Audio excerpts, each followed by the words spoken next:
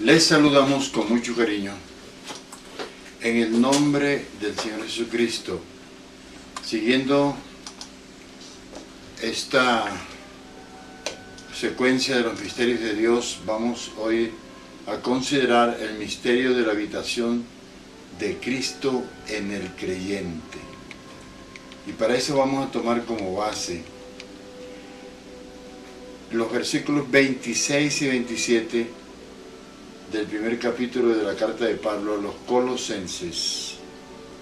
Dice: el misterio que había estado oculto desde los siglos y edades, pero que ahora ha sido manifestado a sus santos, a quienes Dios quiso dar a conocer las riquezas de la gloria de este misterio entre los gentiles, que es Cristo en vosotros, la esperanza de gloria. Bien, la habitación de Cristo en el creyente es la misma vida eterna. Que Cristo muere en nosotros por su Espíritu, se puede decir que son las primicias de la vida venidera. Una vez que la persona es salva y nace de nuevo, se inicia una unión vital entre Cristo y esa nueva criatura, debido a que el creyente ya participa de la muerte y resurrección del Señor.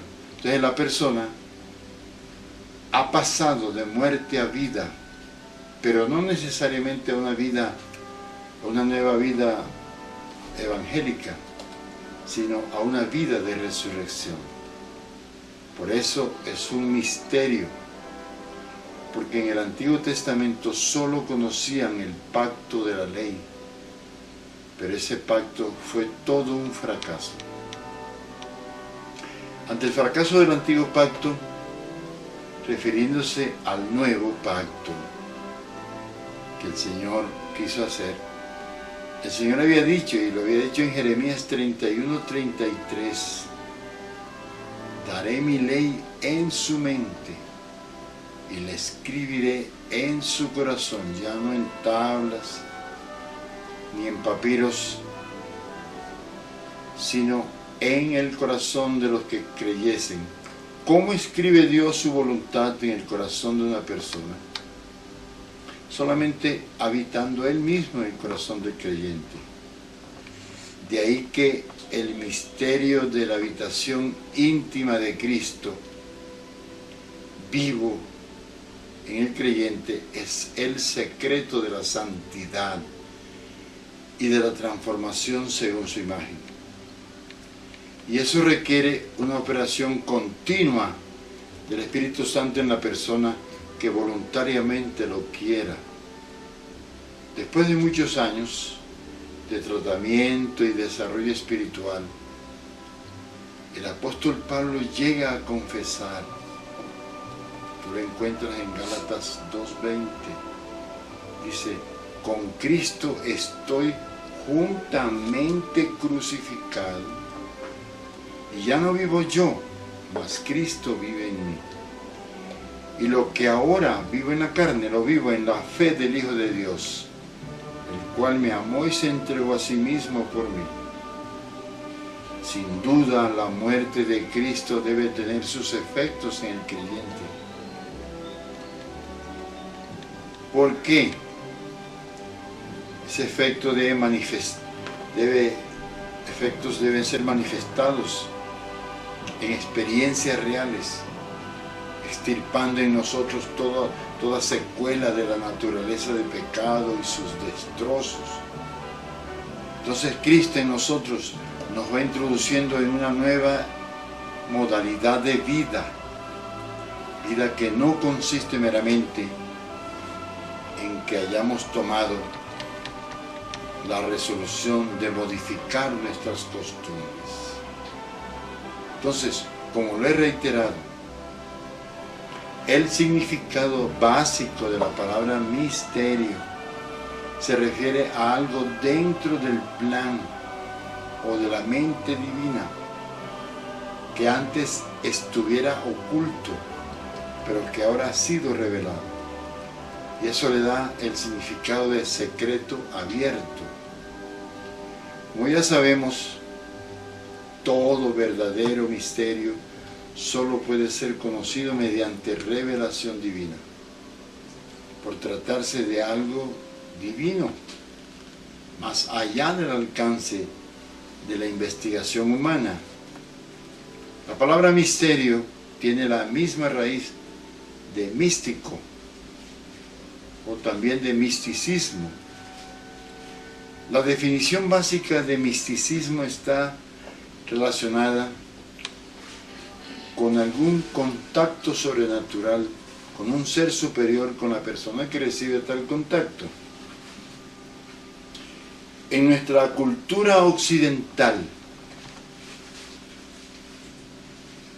así en esta parte del mundo donde vivimos, el misticismo normalmente es objetivo, indicando contacto con algún poder o ser celestial. Y se ha incrementado en nuestro medio el culto, por ejemplo, a los ángeles. Pero el misticismo bíblico particularmente va encaminado a la amistad y comunión íntima y genuina con Cristo, con el Espíritu Santo, con Dios Padre. ¿Por qué mencionamos la cultura occidental? Porque en Oriente el misticismo se relaciona con una especie de meditación o concentración profunda, mental, cultivada por religiones como el hinduismo y el budismo, pero que va encaminada al cultivo del yo superior, por lo que se trata generalmente de una experiencia subjetiva. Se trata de llegar hasta las profundidades del yo, hasta experimentar un vacío interior y así sentirse divinizada la persona, buscando alterar el estado de conciencia con técnicas y métodos especiales. Es decir, la persona se concentra en su yo y se va volviendo muy egocéntrica, incluso creyéndose muy especial frente a las demás personas. En el presente comentario, con el término misticismo, si es que amerita usarlo, tratamos de indicar algún contacto genuino, pero con el Señor Jesucristo. Por eso la contemplación cristiana es la unión espiritual con Dios, una unión mística. Y en esa unión el Señor busca transformar a la persona, pero para ello la persona debe desear esa transformación. La persona debe buscarla. ¿En qué consiste pues el misterio mencionado aquí?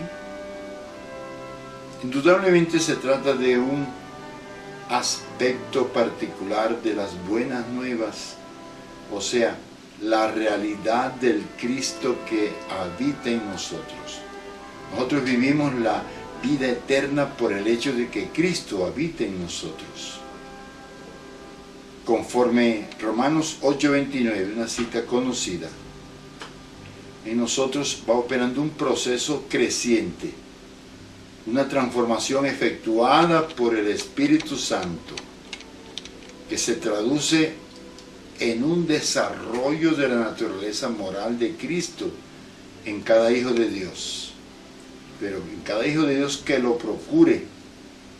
Y esa vida nueva en ti se va expresando como un testimonio.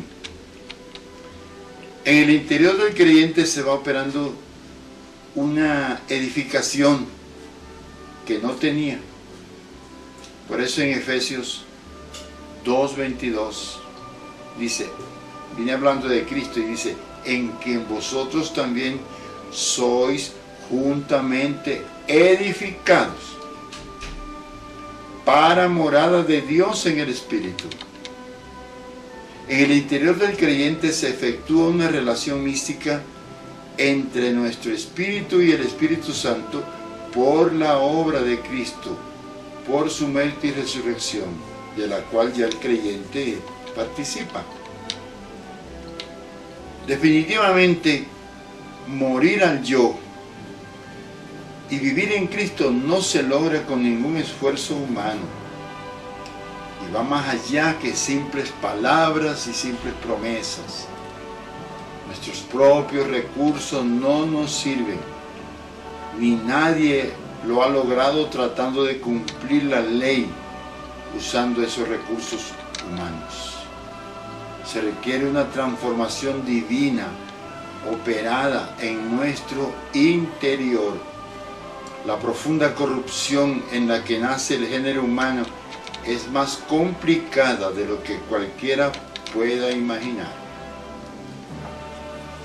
Dice la palabra, y eso está en Romanos, del 9 en adelante, dice, mas vosotros, Romanos 8, perdón, del 9 en adelante, dice, mas vosotros no vivís según la carne, sino según el Espíritu, si es que el Espíritu de Dios mora en vosotros.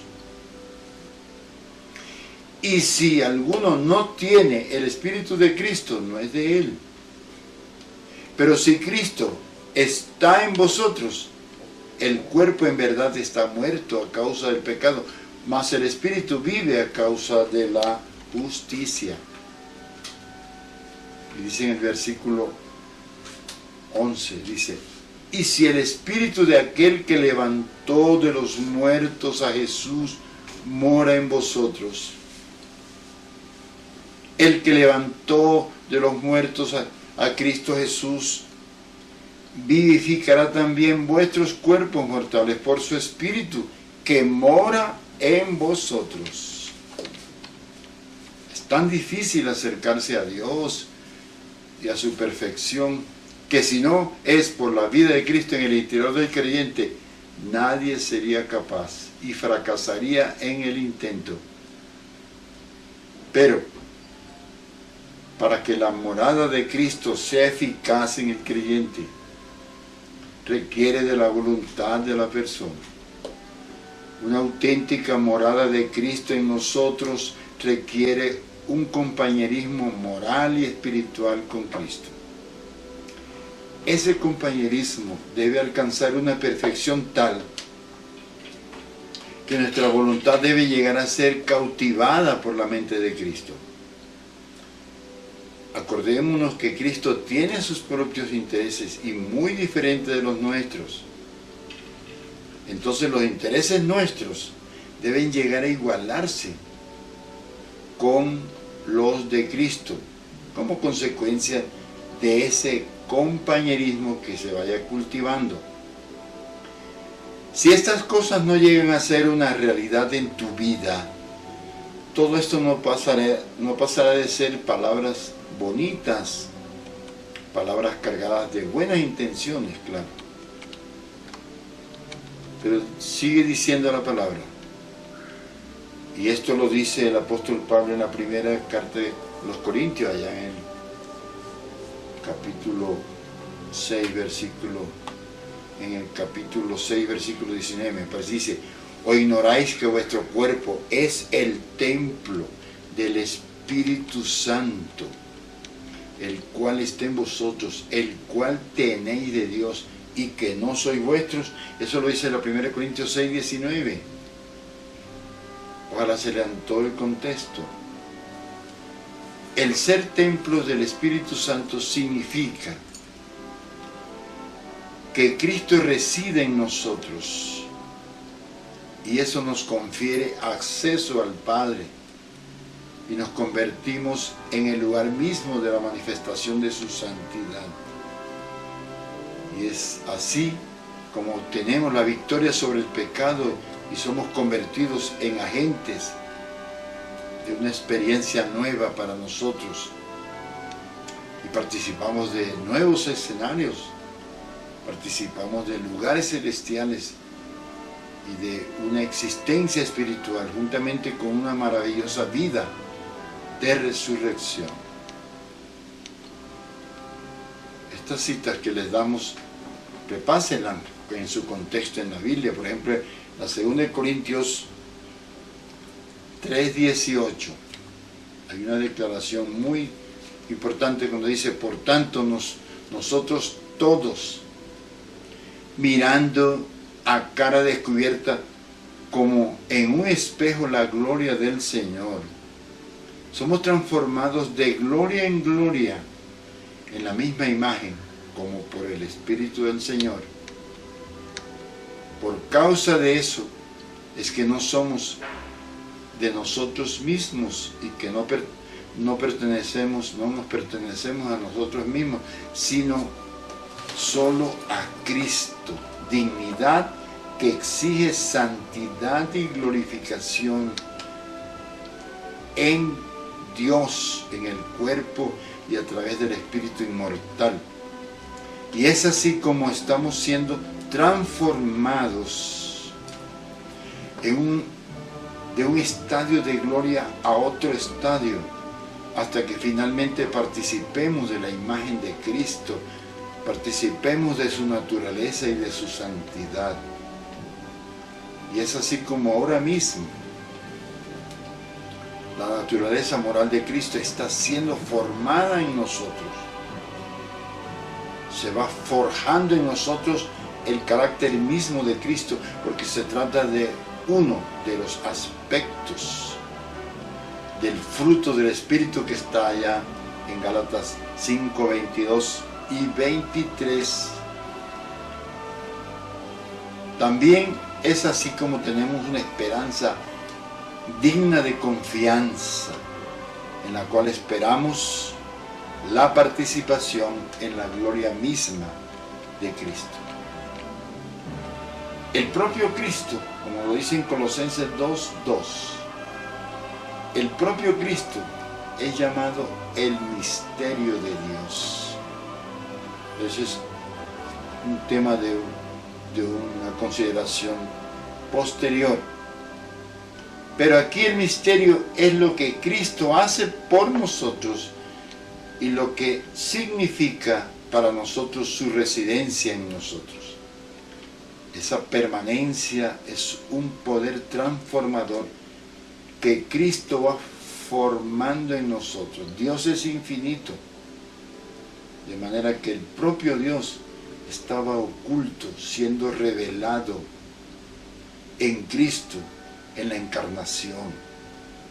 Entonces el secreto divino se hizo conocido, y entre los hombres, los creyentes, pudimos empezar a conocer esos secretos relacionados con la redención, con la iglesia, con la habitación de Dios en nosotros. La revelación era algo necesario para ese nuevo conocimiento. Pero este misterio y sus profundas verdades se lo apropia el creyente solo por medio de la fe. Cuando el creyente llega a una estatura espiritual suficientemente alta, crecida para poder comprenderlas. Dice el apóstol Pablo: misterio que había estado oculto desde los siglos y edades, como leímos al comienzo. Dios jamás había revelado que en cumplimiento del nuevo pacto, Él mismo llegaría a habitar en el interior de los que creyeran en su Hijo. Los judíos ni siquiera lo comprendieron cuando lo habían leído en Jeremías 31-33, donde Dios declara: daré mi ley en su mente, le escribiré en su corazón. Para ellos había un velo que les impedía mirar esta verdad. Los ángeles mismos desconocían estas profundas verdades, como lo aclara Efesios 3, los versículos 9 y 10, cuando dice: la dispensación del misterio escondido desde los siglos en Dios, que creó todas las cosas, para que la multiforme sabiduría de Dios sea ahora dada a conocer por medio de la iglesia a los principados y potestades en los lugares celestiales. Eso significa que la iglesia es el área donde tiene comienzo esa grandiosa restauración reveladora. Eso ocurre primeramente en la iglesia. Y la iglesia muestra lo que sucederá por todas partes, a los mismos ángeles. Dice, ahora ha sido manifestado a sus santos, no dice a los ángeles. La predicación del Evangelio presenta esa revelación a los hombres. Esa revelación fue dada en primer lugar a los santos apóstoles y profetas, como lo revela Efesios 3:5. Y por medio de ellos, a toda la iglesia. Entonces, es importante notar igualmente que en el capítulo 3 de Efesios se aprende que ese misterio de la habitación de Cristo en los creyentes estuviera oculto tanto de los hombres, dice en el versículo 5, como de los principados y potestades, o sea, en los lugares celestiales. Principados y potestades los hay en los cielos, que son tanto de Dios como del reino de las tinieblas. Téngase en cuenta que el verdadero conocimiento de Dios viene al mundo a través de la directa revelación divina acerca de Cristo. Dios tomó la iniciativa de revelar la persona de su Hijo al mundo, y lo hizo cuando llegó el cumplimiento del tiempo, como lo revela Gálatas 4:4. Dios no se enreda en tácticas de aplazamiento.